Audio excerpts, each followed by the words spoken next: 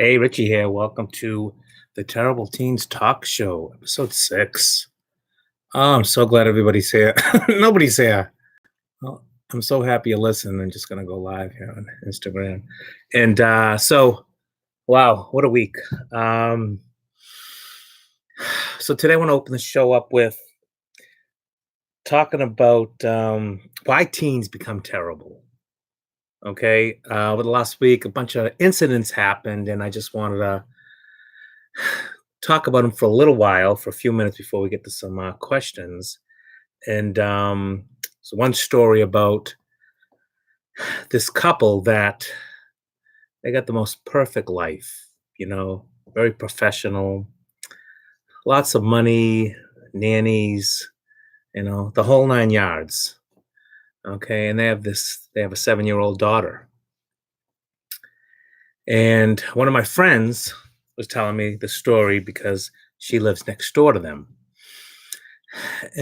So the mom is always, mom's always working out, getting her body, keeping her body nice and tight and all that stuff. And the dad's either working or he's working around the house.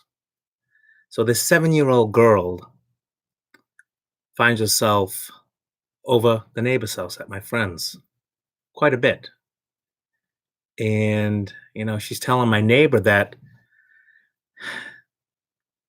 her parents don't pay attention to her. They're always doing something, they're always busy, they never eat together. And I'm listening to this story, and my heart is just breaking because I see what's happening. And, unfortunately, these parents don't, because so many parents out there think that, money, um, because the kids have everything they wanted in life. They have, the best schools, they go on these fancy trips, these amazing vacations. They have all the best clothes, the best sneakers, that they think their children are all set. But the kids don't really, care about that shit. They care about what? The parents' attention, their love. And from what my friend was telling me, that this girl is not getting that. She's not getting that attention she's craving from her parents. They're dismissing her. They're not being present with her. So my friend, made a comment to the mom saying, "Hey, why don't you, work out with her? Throw her a yoga mat or whatever the hell she's doing. Throw her a yoga mat and let her. Oh, she'll just get in the way. She'll be all over the place." And that's the wrong message to send to a 7-year-old child. So I asked this parent, look at what you're doing now. Okay. Look at what you're doing now to this child. You think you're, maybe the best parent in the world, but you're not seeing. You're not seeing what she's seeing. And what she's seeing, and there's nobody there to pay attention to her. And what's going to happen, 7, 8, 9, 10, 11, 12, 5 years, 5 to 6 years, 12, 13 years old, she is going to become so disconnected. And who is she going to? She's going to her friends that are going to give her that attention. And then you're going to come to me and you're going to say, "Richie, my teen is not talking to me. She's out of control. She's rebelling. And I didn't do anything. She won't talk to us." What happened to that little girl that used to love us? The little girl is still there, but she's friggin' pissed off. She's angry. Why is she angry? Because you didn't see her. You didn't hear her. All those trips, all that fancy stuff, all those games, the best of everything in life, and you couldn't give her the one thing she needed. and that was attention and unconditional love. And I see so many parents failing at this, and they talk themselves into this false sense of, "I am a good parent," and they justify it. "Oh, I took them to Disney World. Oh, yeah, they're going to the best school money can buy." And I look at them and I listen to them saying these things, and I ask myself, and I wanna ask them, and sometimes I do, "Are you jealous? Are you jealous of the things your child has that maybe you didn't have?" I mean, we all want what's best, we all want better than what we had as children. That's just what a parent does. But I think that what they all want is love and attention. They don't need to be shut up and quieted with video games. "Here, take my cell phone. Here, take my cell phone and don't bother me for a little while. I got something to do." And then we want to know why they're addicted to technology.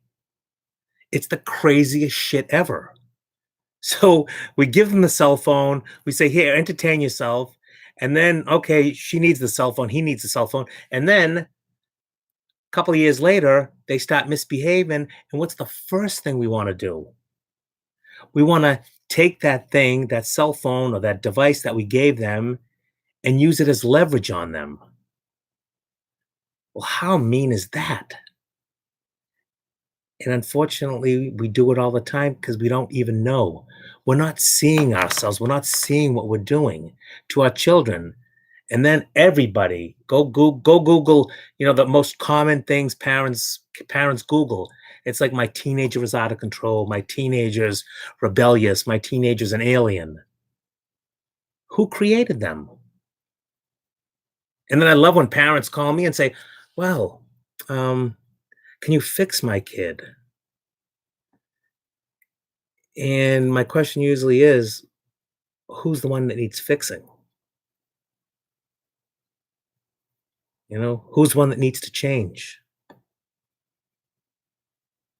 And it's our fault, but it's not our fault because we're only doing what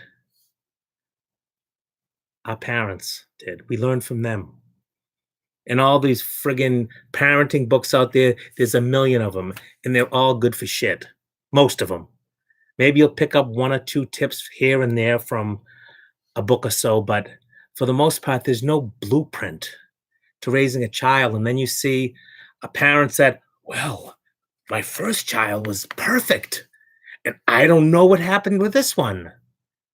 You don't know what happened to this one, but you do know what happened because we're all different human beings.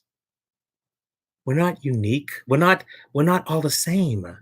So what takes us, to raise a child, parenting techniques for this one is not going to work on this one, and that pisses us off. It's like, "Well, how come this doesn't work on her? It worked on him, and look at how good he's doing." Because she's different. He's different. But there's two common ingredients, to being better parents, and that's the attention, being present, and unconditional love. And we all say, I think I talk about this every week at friggin' nauseum about unconditional love. And that's loving your kid no matter if they're knocking off a liquor store, they're punching holes in your wall. We may not like what they do, but that unconditional love, that's what we have to have for them. That's what they need to see in us, and not loving them because they, got accepted to a certain school, they did their homework, they cleaned up their room, but out of, we don't we're unconscious sometimes, and when we look at them, and it's like our emotions get the better of us. And I do visit videos at nauseum on that too, about how when we approach our child with, emotionally fueled agenda, how do you think they're going to react? They're going to react negatively. Whatever we give to them, we're going to get back because remember, they always have leverage because our job as parents is to keep their asses safe, and they know that, okay? They know that. And when we try to control them, when they go and do stuff they're not supposed to do and rebel and become defiant, they're the ones that gain control because that puts us as parents in the state of fear and anxiety. And why we try to control them is because we're only trying to control our own fear and anxiety. If that makes any sense, I hope it does. So I was talking to this mom this week, and actually two, but I'm going to share one story. And she had six kids, and she thought she was a great parent. She was raising six kids by herself. No father in the picture, nobody giving her child support. This poor mom, she broke down and she cried for the first 20 minutes of our chat the other day. And it broke my heart. And I can see that she was tired. She was raising six kids on her own. And she says, Richie, I thought I was a great parent. They had they had a roof over their heads, you know, they had food, they had clothes, and they had me as much as I could be there. She goes, but I was tired. I was tired. And when I was tired, my emotions got the best of me. And I reflected all those poor emotions onto my children.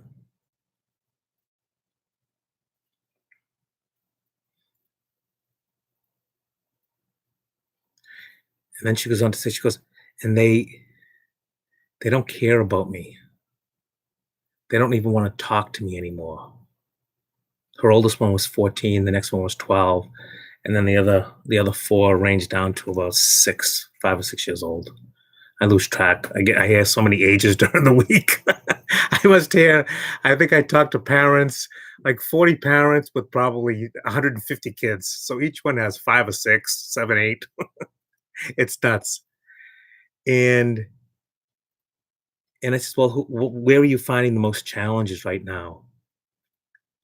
She goes, my oldest daughter, 14, and then the next one down is 12. I said, well, what's going on with them?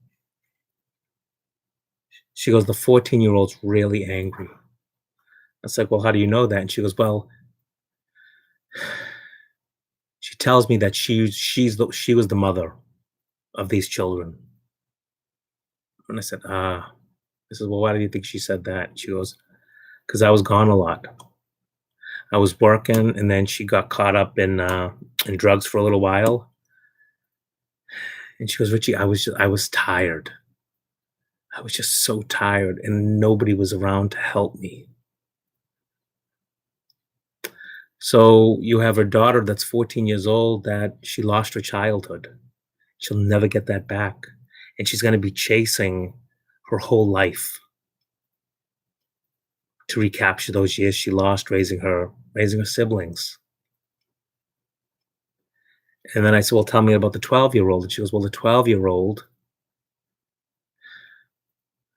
she tries to help me so much, but I don't feel the love from them. And that's all this mom wanted was love. And she goes, and I says, well, you have six kids. She goes, I know. She goes, I thought making six kids would I'd have more love in my life. That I have nobody that's gonna ask me, do I need something? Nobody asks me, how am I doing today? And she struggles with that. So she went on to tell me that the 12-year-old daughter, doing the dishes, laundry, cooking supper for the kids when she was out doing her thing. That's what she put it. And I asked her, I was like, "Well, isn't that showing you love in some respect? Was she doing it for an allowance?" She goes, "No, she just did it." I said, "Maybe that's her way of showing you that she loves you and she cares for you."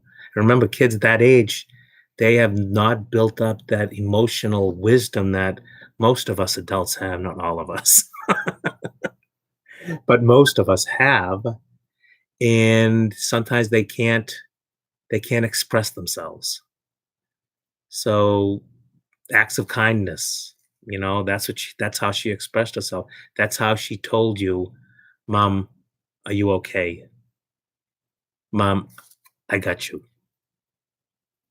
And she thought about that for a couple of minutes, and she goes, "Yeah." She goes, "Maybe." So that was the challenge that she had right now, is getting back into her children's lives and rebuilding that trust that she kind of blew up. And because she really didn't have any coping skills, she was over her head. She was trying to find love in the wrong places. So I asked her, I was like, "Well, how was your childhood?" And there you have it. She had a mother that never paid attention to her, never could love her. And to this day, she's 20, almost 30 years old. I know, with all these kids, it's not 30 years old. Yeah, she had the other one 16. Yeah, and the math is, she's around 30. 16, 14. Yeah. She had her first child when she was really young. And she goes, "My mother was never there." She goes, I kinda raised myself and my sisters." And then I asked her, I said, "Do you see a similar pattern?" And she thought about it for a second. She goes, "Oh my God." She goes, "I'm doing the same thing to my kids that my mother did to me." And she goes, "I love my kids so much and I did not want this. How did this happen?" And it's just unconscious. It's unconscious how we just model our parents. We don't know any different. And this mom had, her mom had substance abuse challenges as well. And she said, the worst thing is that my mom, she's gotten better. She's gotten better. She's got this new life. She still drinks and does little drugs here and there, but she's not where she was. And she's got these new friends, and they don't know about her past. And she's all high and mighty. And then she judges me. And I could see the heartbreak in this mom's eyes, that all she wanted was her mother to love her and not judge her. She doesn't invite her daughter over, for birthday parties. She says, because she's got too many kids and they're rambunctious. So you see, and she also said that she was the first one. She did drugs with her mother for the first time. She didn't say what. I would imagine maybe smoking a joint, whatever it was. But when you start there, that relationship is going south really fast, especially for a 14-year-old child, when you're exposing them as an adult to that stuff.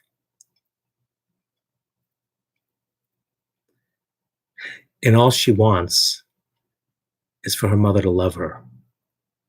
And I says, "Is that all you need?" She goes, "Yes." I says, "Well," I says, "what about if your mother can't?" And she wants her mother to admit, that she did these bad things, that she smoked weed with her, she did drugs with her, she was never around, she was a shitty parent, and the mother is not. She goes, "You're living in the past." And I get it, and I says, "Well, maybe the mom is that would trigger her. Maybe your mom would be triggered if she starts thinking about that stuff, because it hurts." I says, "Because you know who she's seeing in the mirror right now?" And she goes, "Who?" She goes, "You think she's seeing herself when she's looking at you and what y'all going through? Do you think that she's feeling guilty about that?" She goes, She goes, "Probably." And she was looking for this advice and this counseling, and there's nothing there. So when you're trying, you can't change other people. Everybody out there, you cannot change other people. You want to try to fix your kids can't be fixed unless they have some mental health issues or something to that effect that they need medication to balance them out. But we can't fix other people. Okay. So I asked her this one question that if you're having challenges with a relationship, with your children, your teenagers, who needs to change?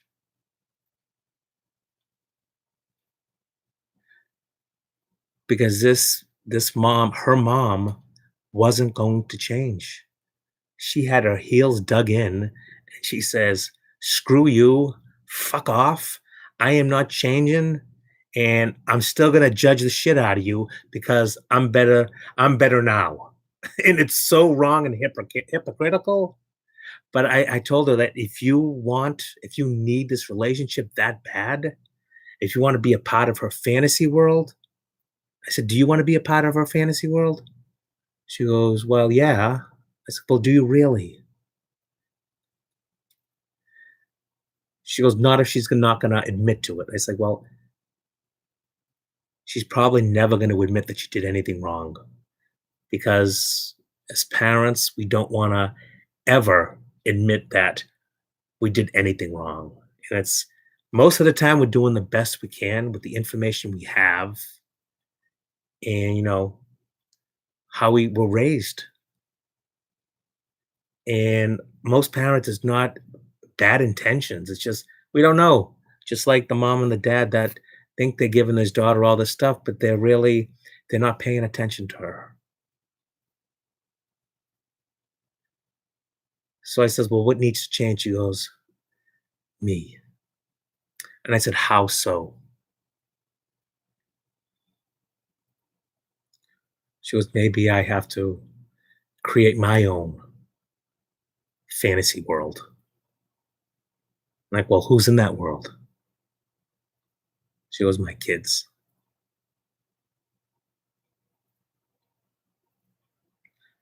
So to summarize, our children need our attention, our love. We need to see them and hear them every time they're in our presence. Put down those friggin' cell phones. Stop being so distracted and distant and be there for them. Because in the end, what's more important?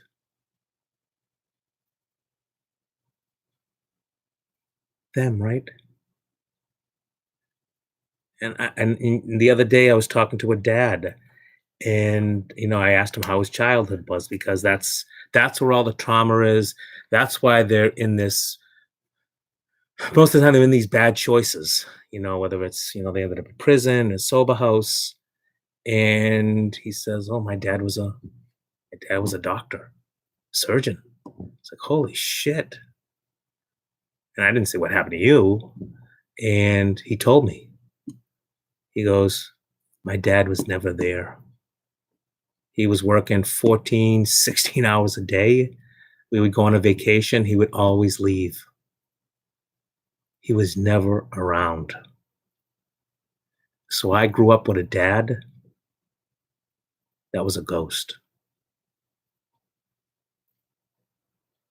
So everybody, we all need to think about that as we're going through our day. If you're listening to me in the car, on your way home, at home,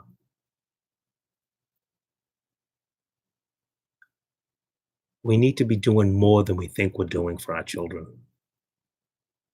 Buying them video games, clothes, and all that materialistic shit is not what they really want. Sure, they'll want that if they're not getting anything else. If they're not getting your love and attention, they'll settle for that. But mark my words, when they become teenagers and they start expressing themselves, figuring out who they are going to resent your ass. The prisons, sober houses, they're loaded with children that resent their parents. So if you don't listen to any of my rants, listen to this one. You have a choice to make a change now to impact your child's life now before it's too late. All you have to do is look in the mirror and ask yourself, what is important to me? And if it's a job, a Gucci bag, a Louis Vuitton luggage, then your child is going to be in for a very traumatic teenage years, and they're going to give you a run for your money, and you may lose them forever to the streets, to their teen tribe. So please keep that in mind. I'm off my soapbox now. Okay. Oh, it's hot as hell in here. Okay, so if anybody wants to call in, I know nobody's on tonight. Wow, that's all right. Anybody wants to call in, 508-591-0141. So let's take a couple of questions here. Oh, and just to I want to just say something else. So my wife and I, we were accepted to do a relationship workshop at the Compassionate Friends conference in Atlanta, Georgia this year, into July. So I'm really excited. There's like hundreds of applications, and they gave us a shot. It's going to be over 2,000, I think 2,000 people attending. We were at it last year, and so we're really excited to help parents that have lost children, in their relationship, and how to survive. So come check us out. We'll be on a cruise next April. When's April? 2 months. We're doing a grief cruise out of Florida, and we'll be helping some people in there with grief. So that's we're excited about that, giving back. So okay, so let's take a first question here. I have a precious 15-year-old girl who is really struggling with friends. We've lived in our town for about 3 years now, and she just hasn't found her person yet. I don't know what that means. Found her person yet. I think maybe she's talking about finding herself.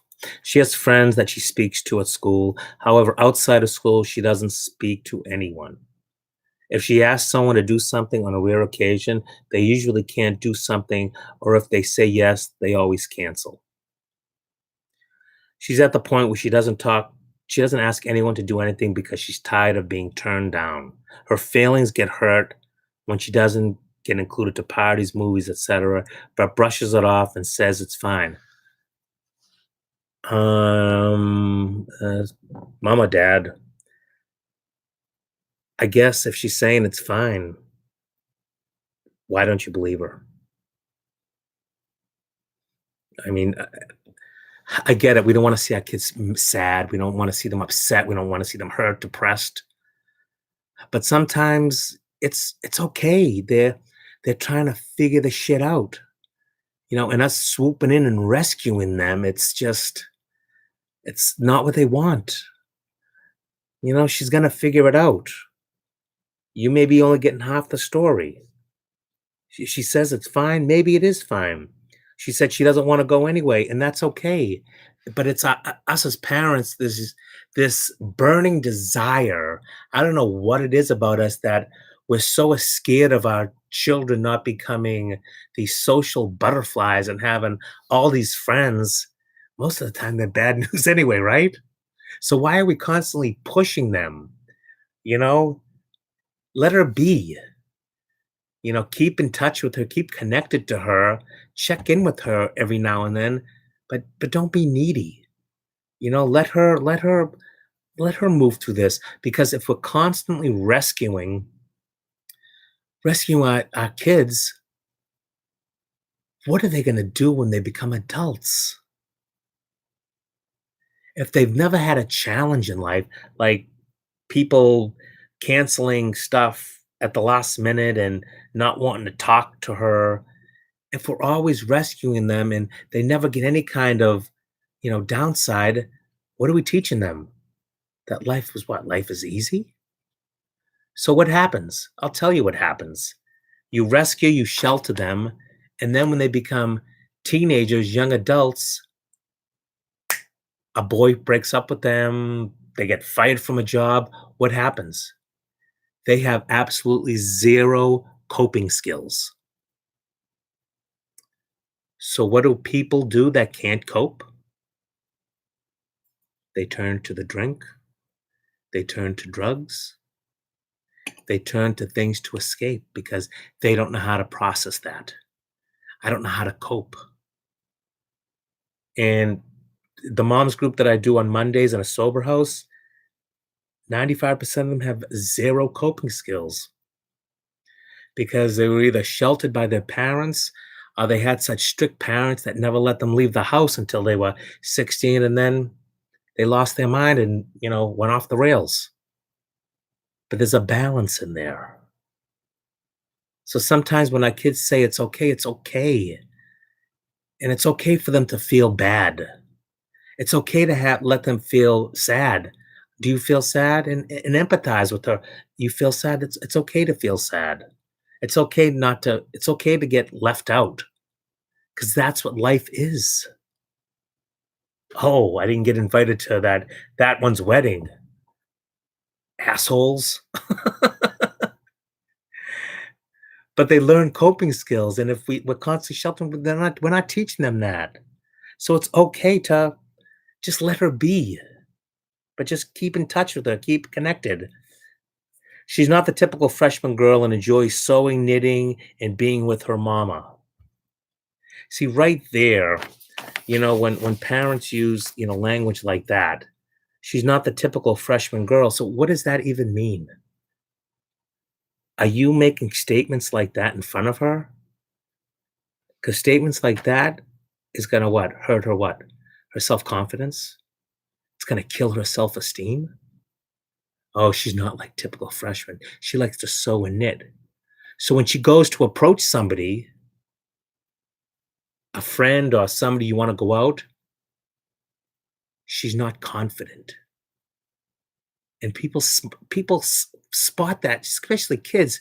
Kids spot that. That's energy. And somebody with low vibration of energy is not gonna attract other people. People are gonna wanna back off and run away. So I'm hoping that you're not talking about she's not your typical freshman. She likes to sew and knit and being with her mama. Appreciate the hell out of that. Be grateful that you have a connected daughter that likes to sew and knit. So sew and knit with her when she's at home. Why are you trying to push her away? We're always trying to push our kids away, push them into doing the sport, push them into this activity, push them into that activity. Oh, our son's 2 years old. What colleges should he go to now? What do you think he's going to go for a college? We're constantly pushing and pushing. We don't allow them to be fucking kids. Okay, allow them to be a kid. Allow them to be not your typical freshman. I'd rather have her as a freshman than, a crazy freshman. Wouldn't you? So think about that. I always tell her that she will find her person eventually, but I just hate seeing her heartache. I get it. We all hate seeing our kids' hearts broken. When my oldest son, the one that passed, he broke up. He had his first relationship. It killed my wife and I. We would have tore down the whole world to stop his pain because that's what it hurts us deeply because we don't want to see them hurt, but they need to experience that. They need to feel that pain. They need to let those emotions out. They need to say, "Oh, I feel like shit. I feel sad. I feel angry." Because when we tell them that, "Oh, you shouldn't feel bad. Oh, you shouldn't be angry. You'll find another person. You'll find more friends. Don't worry about it." That n what is the word? I got a word, but I can't remember it. It cancels out their feelings, so they're not feeling it, so they're gonna suppress it. "Oh, I shouldn't feel angry. I shouldn't feel sad." Yeah, you should. So let her feel that. It's okay. Let her be. That's all I got for you on that one. I said enough on that one already. Okay, I got another sip of wine. Oh, that's so good. Okay. Dear Richie, my daughter is going away to a different state for a few days. My ex is flipping out, okay, because I should not let her go because anything can happen. I had a conversation with one of my colleagues the other day about something similar to this, how we're raising kids in this society of, they need a cell phone because there's so many dangerous people out there. There's people kidnapping kids and all this shit, and we give them these cell phones for what? To because that's gonna keep them safe? No. Oh, I have Life 360 on it. And I hear that shit all the time, and it's like, you don't think the friggin' freaks and the creeps driving around in these fucking white vans, you don't think that they know that every kid has a cell phone? And so we put this fear into these kids that it prevents them from living a life that they want, that they want to go explore. She wants to go to another city. Anything can happen. Anything can happen in your friggin' house. When we were talking, it was like, yeah, it's like, 90% of the shit that happens is, the person knows the other person, kidnappings and all that stuff. And we're afraid of all these strangers out there. And that's a small percentage. Okay, that's a small percentage. Anything can happen. Our fears are not our children's fears. Our job is to keep them safe, but not to keep them in prison. Okay, they want to see the world because if you keep them hostage, they're going to get to an age where they're going to go and they're going to make up for that lost time. And that's when you get those calls about rebellion and out of control. It's because they were never allowed that opportunity to experience life and expand themselves. So now they're getting it all done at once, and they turned it up like 10 levels high because they missed out. FOMO, fear of missing out. So let them go and explore. He wants her home all the time. She just got caught cutting herself. I didn't even expect that, but going back to my last one, the last parenting issue, she's cutting herself because she's got suppressed emotions. Okay. There's something going on in her world. And as teenagers, they don't know how to tell you they're hurting because they've been growing up with parents that hide everything, that don't show any emotions, that don't cry, never get pissed off, are always so stoic. So they say, "Oh, I can't tell them that I'm hurt or that I'm angry because they'll think I'm crazy. They won't be proud of me, and that won't make them happy. So let me suppress that shit. But when you suppress emotions, it needs to come out, and it comes out in cutting. It comes out in abusing alcohol and drugs, rebellious behavior. Okay, that's how those emotions come out. They have to go somewhere, and when they're cutting, that's what they're doing. It's a release. When I lost my son, I had, I was be strong. You're the man of the house. You got to be strong, and I was burying. So I went and got tattoos. I used to faint when I got blood taken, and now I sit for 8-hour sessions and let them carve me up. But I needed that in that time because that was a release for me. I felt alive every time the needle hit my skin. I felt it was just a little release. It was like something I was letting a little bit of sadness out, a little bit of frustration, overwhelm, disgust, depressed. I was letting a little bit of that out every time the needle would hit me. And that's the same thing that's going on with the cutting. It's just these kids these days, they're trying to tell you that they're hurting inside. Something is fucked up in their world. And that's how they're telling us. because they can't formulate the words to express them that we'd understand them. So they have actions. And then she goes on to say, I feel she needs to get out of her room and live, even if I can't be there for everything she does. And awesome for you, mom. Bravo. We cannot be there. We cannot be there for every moment of their life. And thinking we can, they see that as a form of control. Okay. And maybe I'm gonna just throw it out there. It sounds like your ex maybe is really controlling. And I don't know if it's two houses, there's not enough information here, but maybe she's over his house and he's controlling really bad.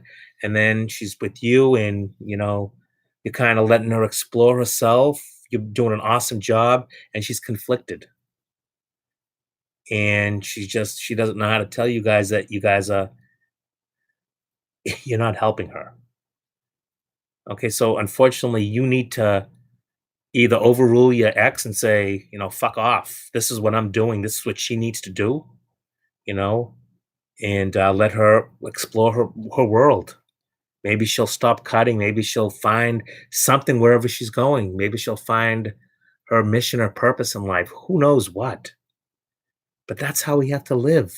We can't live in these sheltered friggin' boxes because we're not going to live a life. And what are we preparing our children for if you keep her in the house all day? You think that's better? Because I can tell you one thing: every person I talk to in prison, every friggin' parent, they say the worst time in the world is when they're alone with their own thoughts. Think about it. Why the hell do you think everybody's so busy these days? Everybody's so busy on their phones 24 by 7, watching TV, on their phones, is because they don't want to be alone with their own thoughts for a second.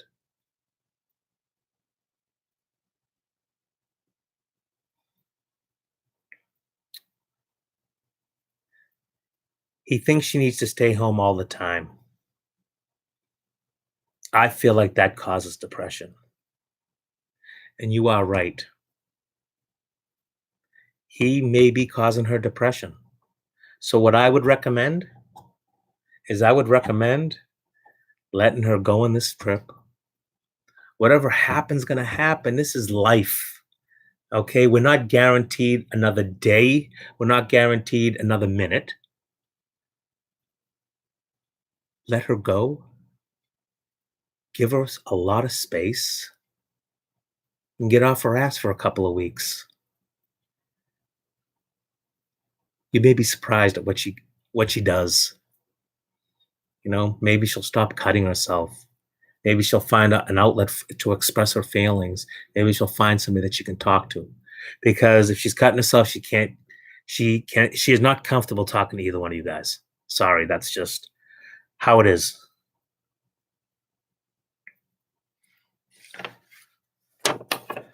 Let her go. Okay. So we got time for maybe one more. 508-591-0141. If you are a parent, you want to come on the show, you want to debate, we could take a topic. If you're a parenting coach, if you're a life coach, send me an email, whatsup@richiepryor.com. That's whatsup@richiepryor.com. And let's get you on the show and have some fun. I'm hoping I'm going to have a guest next week. I'm really excited. I think I locked him in. So hopefully we're going to see my surprise guest next week, which is going to be so cool. So let's get to this last question here. I need some advice because my heart is hurting so much for my baby girl. Twice in the past couple of weeks, she has completely broken down. I mean, sobbing uncontrollably. The reason? She hates her body. She says she is sick of being known as the thin girl with bird legs. She says her body looks like a box. And I could get on my soapbox now and blame all these these magazines, these These movie stars that are constantly Botoxing and manipulating their friggin' bodies to make themselves look perfect, and most of them look sick. Most of them look sick. I saw Linda Hamilton the other day, and she looks really old from the Terminator. Wow. I'm trying so hard to let her know that she is beautiful inside and out. And there are so many girls that would love to look like her. So I get it, mom, and I guess I did the same thing to my boys. You know, when they felt bad about their body image, it's like, yeah, you're beautiful inside and out. But unfortunately, that shit goes one ear and out the other because they don't care what you think, right? So whatever you're saying to them, they're thinking it's like, oh, that's all bullshit. So that's, you can tell her that all you want, but she's not hearing that because she wants to fit in with everybody else. She eats normally, but is so distraught that she can't gain a pound. She made comments that all of these Instagram girls, see, look perfect and have curvy hips and butts, and says she has hip dips, whatever those are, and she can't stop thinking about how awful her body looks. That's a tough one. Um, yeah, I was my mom's group on Monday, and the topic came up about weight and how they're everybody, especially women, they measure themselves, and especially young girls, they measure themselves by all this shit they see all over the internet, magazines, and like I said, movie stars and stuff. And it's a lot of it's so fake. A lot of it's so fake, and they're trying to compare themselves to these gods. And there's not really many answers here. She goes on to say, I couldn't sleep last night trying to figure out how to help her. You can't help her. It's one of these things that, how old is she? Maybe she'll grow out of it. She's taller and thin, 5'5" and 114 pounds. But to me, she doesn't look overly thin. She tells my husband and I that we are obligated to tell her that she's beautiful. I called that earlier. We are. I mean, that's what our job is to build them up. But at some level, we're negating, the way she feels. We're not allowing her to feel bad about herself. There's really nothing you can say. It's one of those things she's got to grow out of. You can't fix this. She's not broken. Her belief system maybe is broken because she's comparing herself to all these other people and she's probably, 14, 15 years old. And the only thing I could say is, just keep being connected with her. And I wouldn't go overboard on telling her how beautiful she is on the inside and out because that is nauseating. And that's not something I would hear. There's no magic words for her. It's, empathize with her, be compassionate, but don't overdo, oh, you're beautiful inside and out. That's it on that one. We got one more. Anybody want to call in 508-591-0141? Okay. Hello, I have a 14-year-old, almost 15-year-old daughter who recently told me she was bisexual. I'm okay with that. She's been staying home weekends with a friend of hers who is gay. Thanks for pointing that out. At first, there was no interest between the two other than a friendship. They have the very best time together. They go to horse shows, shopping, movies, blah, blah, blah. She has informed me as of yesterday that they are now an item. They are both great girls. The other child's mother is a teacher, because that's important. And she is aware of the situation as well. What I need advice on. Should I continue to let them have sleepovers so long as they are not in the same bed? Yeah, that's tough. I would hate to stop the sleepovers completely because of this. So maybe separating them when it's time to go to sleep. Okay. So we're talking about 14, a 15-year-old girl. They know more at their age than we know. I'm 52. They know more than us. But the internet, with all the stuff out there, they have so much more information than we do. And what are you really worried about? What do you fear? That's what I would ask you, mom. It's like, what do you fear the most about this? There's not a chance that she's going to get pregnant, right? So what do you fear? You can make believe and put them in separate beds and then go to bed and, you know, make yourself feel good that, oh, yeah, they tucked into different rooms. And you don't think if they want to, they're going to go and sneak each other's bed. So it's one of those things that you can't control. And you got to ask yourself, do you really even need to? They're 15 years old. It's your choice. But ask yourself, what do I fear about this? And let it be at that. Maybe one on the couch, one in the room, one on the floor, one on the bed. They're gonna end up in the same bed anyway. You know, my parents used to let me and my wife now. My wife would sleep over. It's like, oh yeah, we're gonna be strictly platonic. My wife's gonna sleep on the couch, and I'll sleep on the bed. I'm gonna sleep on the floor. And it's like, are we children here? No, we're not children. Don't even make it an issue. You know, let us sleep over if you want, and then let it be that. You know, there's really what are you so scared of? What could happen? We got one more. I got one more, and then I got to jump on a call. Okay, we did that one. Let's get a quick one. Okay, this is a good one. Is it too much to ask for my almost 15-year-old daughter to babysit for a while and give her 2-year-old twin siblings a bath while I go to an appointment?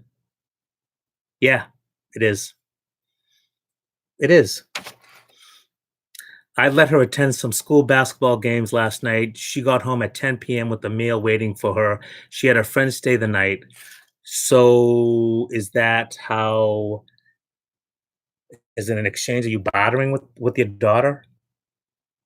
Are you bartering with her? It's like she did all this, now you have to. I let you stay out late, I let you have a friend over. Now you have to, babysit your 2-year-old twin siblings and give them a bath. That is a lot of shit to do, no? For a 15-year-old, 2-year-old twins, putting them in water? I think that's a lot for a 15-year-old. And I think if you're trying to barter with her, I think that's why she's not gonna do it. And then here we go with the drama story. I woke up at 6 a.m. to make breakfast for the whole family and made chili yesterday. Why do we everybody give me so much information? I have ready for her lunch today. I also told my daughter last week she could go to a dance to his tonight go to a dance tonight, but I don't know what's up with her attitude. She doesn't have an attitude. She's a 15-year-old child figuring out her life, doing things a 15-year-old child does. And in her mind, what a 15-year-old child doesn't do is doesn't put two-year-old babies in a tub and bathe them. If you can understand that. Because from her world, it's like, all these things that you let her do, was there a reason why you let her do them? Here, you can do this. However, if I let you do this, you have to do that for me. Were there conditions? Did you tell her she could go out only if she washed her two babies, two 2-year-old twins, siblings? Probably not. And then when she said no, how did you react to that? What emotions did you bring to that conversation afterwards? Are you kind of angry, pissed off? Because when we go to our children fueled with emotions, we're going to get the same thing back from them. So you're talking about the attitude. And one question you need to ask yourself, did you bring the attitude to the conversation first? Because maybe you were ticked off that you let her do all these things and she couldn't do this one little thing for you. Is it her job? I know they're supposed to help out, but we're asking what we're asking them is to part the Red Sea when they don't even know how to swim. They're 15 years old.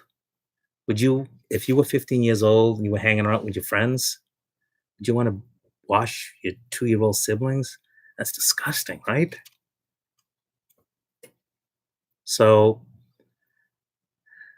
do a check in with yourself. And really, there's other ways to approach this to get her to do what you want.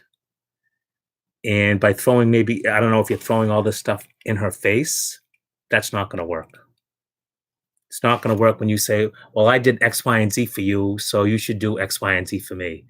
That's bothering, and that's not how a parent child relationship should be. You do the things for her, you do them out of the goodness of your heart because you love her, not because you're expecting something of her. Right? I don't know. Question you need to ask yourself.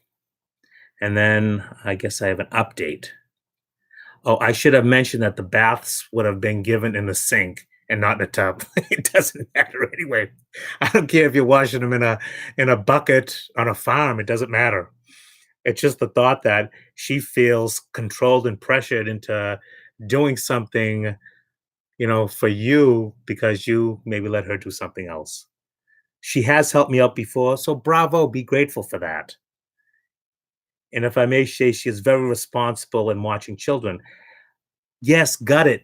But in her mind, she gave you she threw you a bone here and there, but that's not her job. And when we try to control our kids into doing things they don't want to do, we're going to get that negative feedback and that attitude. And so she says, if I didn't feel so, then I wouldn't allow her to watch them. But she's responsible. She's a great kid.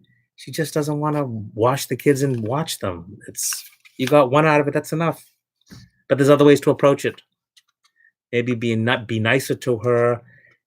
Ask her. Say, hey, you could do me a huge favor. Would you mind doing me a huge favor? It's all in the way you ask, right? It's all in building rapport up before you make that ask. If you're saying, hey, can you watch the kids and put them in the bath and then put them to bed and I'll be back. I have an appointment. It's the way you approach it. Honey, I was wondering if you could do this amazing favor for me so I could go out and, go to this appointment that's so important. You'd be saving my life. But parents think of that as friggin' groveling. And we don't want to grovel because we made you as our children and we'll take you out and you have to do everything what I say. And it's a wrong way to approach it. And I'll leave you with that one. Okay, I am out of here.